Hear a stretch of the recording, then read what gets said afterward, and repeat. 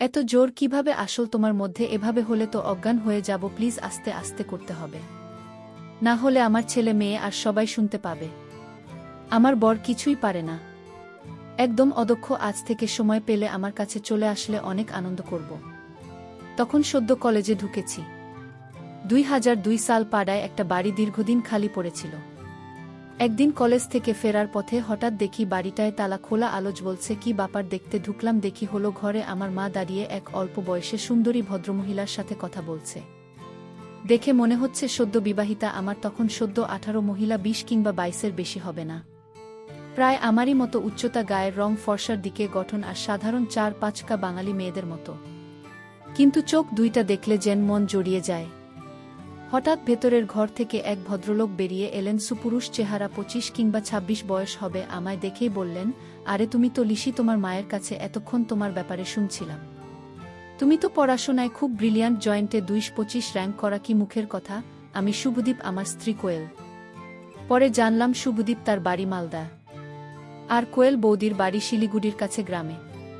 শুভদীপটা একটা নামী কোম্পানির সেলস ম্যানেজার, আর বৌদি গৃহিণী। সদ্য বিয়ে হয়েছে। ওদের বাড়ির আর আমাদের বাড়ির মাঝে এক টুকরো ছোট্ট ফাঁকা জমি ছিল, আর ওদের বাড়ির পিছনে আর অন্য পাশে বেশ বড় পুকুর। ধীরে ধীরে দু বাড়ি সখ্যতা গড়ে উঠল। দাদা সকালে বেরিয়ে রাতে ফিরত। আমি মাঝে মাঝে বৌদির জন্য দোকান করে দিতাম। দাদা বৌদির সাথে ভালো বন্ধুত্ব তৈরি হতে লাগলো। পাড়ার আর কোনো ছেলের সাথে বৌদি কথা বলতেন না। সদ্য বিবাহিতা সুন্দরী বৌদি অনেকের ফ্যান্টাসির কারণ হয়ে থাকত, আর আমি হয়ে গেলাম অনেকের হিংসের পাত্র। একদিন শীতের দুপুরে আমি আর ভাই দুপুরে ছাদে ক্রিকেট খেলছি। একটা লুজ বল তুলে মারতেই সোজা উড়ে গেল দাদাদের বাড়ির দেয়ালের ভেতর। আমি মেরেছি। খেলার নিয়ম অনুযায়ী আমাকে বল করিয়ে আনতে হবে। অনেকক্ষণ বাকবিতণ্ডা করে গেলাম। খালি জমি পেরিয়ে আমি দেয়াল ডিঙিয়ে ঢুকে গেলাম, বল পেয়ে গেলাম। হাতের সামনেই বল তুলেই দেখি একটা বিড়াল প্রায়ই আমাদের বাড়ি ঢুকে ঘর নোংরা করে যায়। বিড়ালটাকে তাড়া করতেই পালাল, আমি ধাওয়া করলাম। এমন সময় আমি ঘুরে দাঁড়াতে যাব, হঠাৎ খোলা জালনা দিয়ে কেমন একটা আওয়াজ পেলাম। জাল না দিয়ে দেখলাম দাদা আর বৌদি কাজ করছে। পিছনে পুকুর বলেই হয়তো জানলা বন্ধ করেনি। দুজনে কাজ করতে একদম ব্যস্ত। বৌদি কালো কুচকুচি একটা লাঠি ধরে কেমন যেন করছে। বন্ধুরা, তোমরা নিশ্চয় বুঝতে পেরেছ আমি কিসের কথা বলছি। বৌদির চুল এলোমেলো হয়ে আছে, ঘরও কিছুটা অগোছালো। একটু পর কাজ করতে করতে দাদা দুইটা বল হাতে নেয়। বল দুইটা দেখতে ভারী সুন্দর, যে কেউ নিতে চাইবে। আমি তাদের কাজ দেখেই অবাক হচ্ছিলাম। দিন দুপুরে কেউ এভাবে কাজ করে নাকি? এই কাজই ছিল আমার প্রথম সামনাসামনি দেখা। বেশিক্ষণ কাজ করল না, সামান্য কিছু করেই দাদা একদম ক্লান্ত হয়ে গেছে। এদিকে বৌদির চেঁচামেচিও থেমে গেল। বুঝলাম দাদা কাজ শেষ করে ফেললেও বৌদি এখনও কাজ করতে চাইছে। বৌদির মুখে বঞ্চনার ছাপ। দাদাকে বলল, আজও পারলে না? তোমাকে দিয়ে কিছুই হয় না। এরপর বৌদি রেগে অন্য ঘরে চলে গেল। বুঝতে পারলাম বেশি ছোট আর দুর্বল লাঠি দিয়ে কাজ করতে পারে না দাদা। দাদা অপরাধীর মতো মুখ করে বসে গেল। আমি তাদের দেখে পালিয়ে এলাম চুপিসারে। এরপর থেকে বৌদিকে নিয়ে ভাবতে লাগলাম কিভাবে তাকে কাজে সাহায্য করা যায়।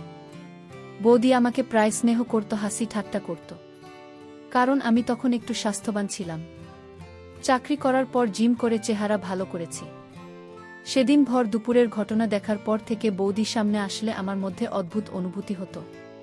কলেজে গার্লফ্রেন্ড হয়েছে, কিন্তু নিতান্তই প্লেটনিক। হাত ধরাটাই বড় ব্যাপার ছিল। দুজনেরই অপরিণত বুদ্ধি, আর নামি কলেজে পড়তাম বলে ক্লাস ফাঁকি দিয়ে ঘোরার দস্তুর ছিল না। বাইরে চেনা কেউ দেখে ফেললে বাড়িতে বকুনির ভয়ও ছিল। এর মধ্যে দোল এলো। আমি বেশি রং খেলি না। দোলের দিন সকালে বেল বাজল, দেখি কোয়েল বৌদির গলা। কাকিমা, আবির খেলবেন না? মা বলল, আগে রান্না শেষ করি, পুজো দিই, তারপরে তো। তবে রিশু যদি খেলে ওকে সঙ্গে নিতে পারো। আমি ঘরে বসেছিলাম, হঠাৎ সামনে একটা রং মাখানো হাত, আর পর মুহূর্তে ওটা আমার মুখে। অতর্কিতে আক্রমণ। আমিও কিছু বোঝার আগে দেখি বৌদি পালাচ্ছে। আমি ধাওয়া করলাম, কাকিমা বাঁচান, দেখুন রিশু কেমন তাড়া করেছে। মা হাসছে। বৌদিকে সিঁড়ির নিচে ধরে ফেললাম, রাস্তা আটকে। এবার কোথায় যাবে? বৌদি বলে, ছেড়ে দাও প্লিজ, ঘরে কাজ আছে, কাজ শেষ করে খেলব। খুন করা ঝিলিক চোখে আমার রং উপরে রয়ে গেছে। দেখি বৌদির কোমরে রঙের প্যাকেট। এক ছো মেরে রং নিয়ে মাথায় উপুট করে গালে দিলাম। বৌদি তাল সামলাতে গিয়ে একটু পড়ে গেল, সাথে একটু ওগোছালো হয়ে গেল। আমি তো পুরো অবাক হয়ে গেলাম। বৌদির কাছে দুইটা রঙিন পানি ভরা বেলুন। বেলুন দুইটা বেশ বড় দেখাচ্ছিল। বন্ধুরা, তোমরা নিশ্চয়ই বুঝতে পেরেছ কিসের কথা বলছি। একটু পর বৌদি নিজেকে সামলে নিল। আমিও দরজা খুলে দিলাম। এর মধ্যে মা এসেছে। বৌদি বলে, যা দুষ্টু ছেলে, বেশি বার বেড়েছে। সেদিন খুব হোলি খেললাম, বৌদিকেও রং দিয়ে এলাম। সেদিন রাতে শুয়ে শুয়ে সারা দিনের কথা ভাবতে ভাবতে ঘুমিয়ে গেলাম। দিন যেতে থাকে আর আমি বৌদিকে দূর থেকে দেখতে থাকি, কিন্তু কোনো কিছু বলার বা করার মতো সাহস হয়নি। দেখতে দেখতে অনেক বছর কেটে যায়। এখন আবার বয়স 26 হয়েছে। সুঠাম চেহারার যুবক, ইঞ্জিনিয়ারিং শেষ করে সেই থেকে বাড়ির বাইরে চাকরি করি। পুজো পার্বণে কলকাতা আসি, কিন্তু কোয়েল বৌদিরা তখন থাকে না। ইতিমধ্যে আমার বিয়ে হয়েছিল, ভেঙেও গেছে। সাউথ এ চাকরি করি। বৌদির সাথে দেখা হয়নি অনেক বছর হয়েছে। এর মধ্যে বৌদির 2 মেয়ে হয়েছে। ছুটিতে এলে মা বলে, বৌদি তোর কথা জিজ্ঞেস করে, তুই তো একটা ফোনও করতে পারিস। এর মধ্যে আমি একটা বিশেষ কাজে কলকাতা গিয়েছিলাম। এই বছর দোলের সময়, দোলের আগের দিন বাড়ি পৌঁছে দেখি বৌদি মায়ের সাথে বসে আছে। সেই একই রকম আছে, শুধু চেহারায় একটু ভারী ভাব এসেছে। বৌদি আমায় দেখেই হাসি দিয়ে বলল, ও মা, ইসু যে পুরো বদলে গেছ। ওই সুমি, ওই দোয়েল আয়রে দেখে যা, তোদের রিশু খাতুকে তোর দাদা যা খুশি হবে না, কতদিন পরে এসেছিস। পরের দিন আমরা খুব করে দোল খেললাম। 2 বাড়ি মিলে। বিকেলে বাবা বলল, একটা সারপ্রাইজ আছে তোর জন্যে। আমরা তোকে না বলে চাঁদিপুর বেড়ানোর 7 দিনের প্রোগ্রাম করেছি।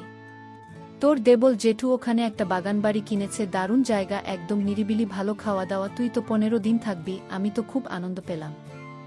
এতদিন পর বৌদির সাথে দেখা। দুজনেরই বয়স বেড়েছে, কিন্তু খুনসুটি একই আছে। আমাদের দুজনের সম্পর্ক খুব ভালো ছিল। বৌদি আমার থেকে মাত্র 1.5 বছরের বড় বলে আমরা ভালো কানেক্ট করতে পারতাম। কিন্তু আমি কোনোদিন বৌদিকে আমার সেই দিনের অভিজ্ঞতা টের পেতে দিইনি। মেলামেশাটা অনেক নিষ্পাপ ছিল। বৌদি আমার সাথে দেদার আড্ডা দিত। অনেক দিন পর বৌদির সাথে আবার আড্ডা দিতে পারব, সেটাই অনেক মজা। বৌদির প্রতি একটা আকর্ষণ ছিল না, একটা ভালো লাগা আর একটা অদ্ভুত টান ছিল আমার। সেই বৌদি আজ দক্ষ গৃহিণী, 2 বাচ্চার মা, কিন্তু কথা বলতে গিয়ে দেখলাম সেই 10 বছর আগে দেখা সেই আগের মানুষটাই। পরের দিন আমাদের বেড়ানোর কথা, কিন্তু দাদার হঠাৎ অফিস থেকে কল এলো, বলে ছুটি ক্যান্সেল, 15 দিনের জন্য সিঙ্গাপুর যেতে হবে। আমরা বললাম বেড়ানো ক্যান্সেল করে দিই। দাদা বলল, ইস্যু তো আছে, তোমরা ঘুরে এসো, আমায় না গেলেই নয়। দাদার কথা শুনে বৌদির আগে ফুলে উঠছে। সে জীবনে, মানুষটা জীবনে কোনো আনন্দ দিতে পারল না। একটা লোক জুটেছে আমার কপালে। বৌদি আমাকে দেখে সামলে নিল। আমি বললাম, আহ বৌদি, কাজ থাকলে কি করবে বলো, আমি অত সেবার আমার বোনের বিয়েতে আসতে পারলাম না। বৌদি বলল, তুমি জানো না, তোমার দাদার পাড়ায় মাসির বাড়ি থেকে কলেজে পড়তাম। আমার শ্বশুর আমার মেসোকে বলে বাবাকে ধরে জোর করে বিয়ে দিয়ে দিল এই লোক, তার সাথে তারপর থেকে খেতেই চলেছি, কিন্তু সামান্য আনন্দ পাই না। একা একা রাতে ঘুমায়। আমি বললাম, ছাড়ো না বৌদি, বেরসিক ঢোলটাকে আমরা খুব মজা করব। আমি তো আছি, খুব আড্ডা দেব। আচ্ছা, এই কদিন আমি তোমার দেওর কম, বয়ফ্রেন্ড বেশি থাক। দেবর মানে জানো, 1.5 গুণ, বর মানে বরের 1.5 গুণ আনন্দ। বৌদি এবার হেসে বলল, তাই নাকি। পরের দিন ভোরে হাওড়া থেকে ট্রেন, আমরা খুব ভোরে বেরিয়ে গেলাম।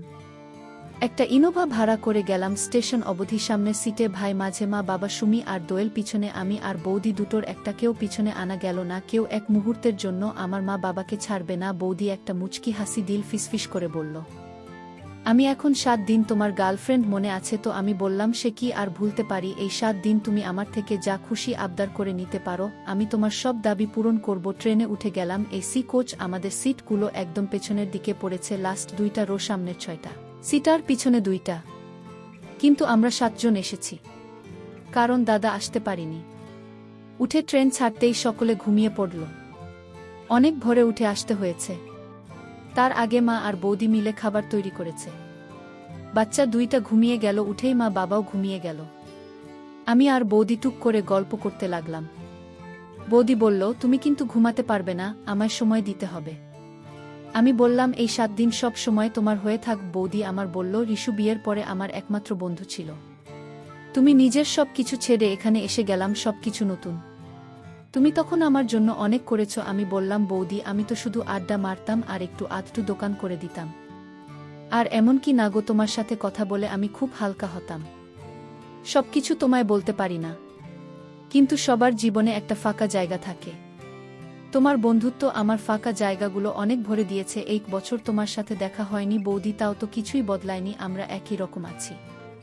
থ্যাংক ইউ ইস্যু। বৌদি ইমোশনাল হয়ে যাচ্ছে দেখে আমি হাতে চিমটি কেটে দিলাম। বৌদি একটা খুন করা চোখের ঝলক দিল। আমিও হাতে ছুরি ধরে বুকে মারার মতো অভিনয় করে বললাম, তোমার নজর যেন বুকে ছুরি চালায়। আহাদার কি ভাগ্য, এই নজর প্রতিদিন দেখতে পায়। এই দিক থেকে দেখতে গেলে দাদার থেকে তোমার ভাগ্য বেশি ভালো। দাদার থেকে তুমি বেশি পেয়েছো, এটা কিছু স্পেশাল মানুষের জন্য রিজার্ভ করা। তোমার দাদাকে আমি সেই স্পেশাল জায়গাটা দিতে চেয়েছিলাম। ও আমার স্বামী হতে পেরেছে, বন্ধু হতে পারেনি।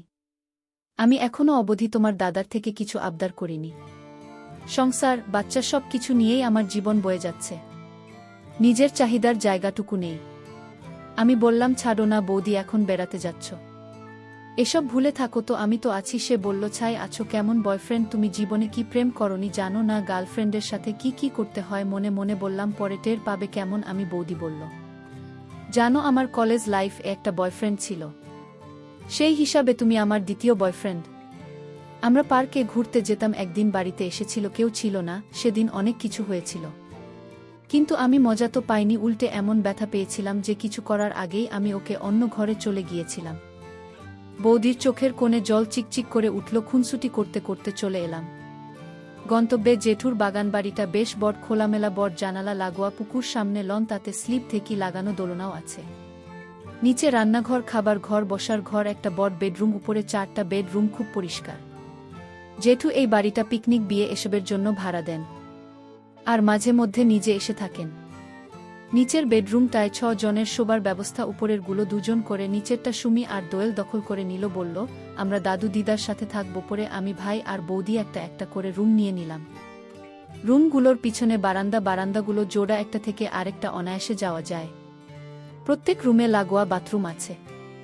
বাচ্চা 2টা চলে গেল খেলতে। ভাই খুব ঘুম কাতুরে ঢুকেই ঘরে খিল দিল। মা আর বৌদি লেগে গেল জোগাড় করতে। কাজের লোক বলল, মাঝি আমরা সব করে নেব, আপনারা বিশ্রাম নেন গিয়ে। ওরা ঢুকতেই দিল না, বাবা বসে গেল বই নিয়ে। আমি সমুদ্রের ধারে গিয়ে ছায়া দেখে বসলাম। বাগানের পরে বীজ, তারপরে সমুদ্র। দুপুরে আমি আমার ঘরে ঢুকে গেলাম। ঘরে ঢুকেই দরজা দিতেই বারান্দার দরজায় টোকা, বুঝতে অসুবিধা হলো না। বৌদি এসেছে তড়ঘড়ি, দরজা খুলে ঘরে ঢুকিয়ে নিলাম। জানলা বন্ধ করে এসি চালিয়ে নিলাম। বৌদি জানলার কাছে দাঁড়িয়ে সমুদ্র দেখতে লাগল। আমার আর বৌদির ঘর পাশাপাশি, বাইরে হলো রুম, আর হলের উল্টো দিকে 2টা বেডরুম। ওর একটাতে ভাই আছে। আমি বৌদির কাছে এসে পিছনে দাঁড়ালাম, বললাম, কিছু কাজ জমে আছে, সেগুলো করতে হবে। ধীরে ধীরে আমরা কাজ করতে শুরু করলাম। বৌদিকে বললাম, চিন্তা করো না, আমি দাদার মতো এত তাড়াতাড়ি ক্লান্ত হই না। আমার কথায় বৌদি খুব খুশি হলো। কাজের সময় অনেক শব্দ হচ্ছিল, তবুও খুব আস্তে আস্তে করছি যাতে বাইরে কেউ টের না পায়। আমরা কাজ চালিয়ে যেতে থাকলাম। 2 ঘন্টা কাজ করার পর অনেকটাই এগিয়ে এসেছে। অনেক ক্লান্ত লাগছিল, তাই বিশ্রাম নিয়ে নিলাম। ইস্যু এই প্রথম কারো সাথে কাজ করে ভালো কাটছে, সময় পেলেই এভাবে আমাকে সাহায্য করবে।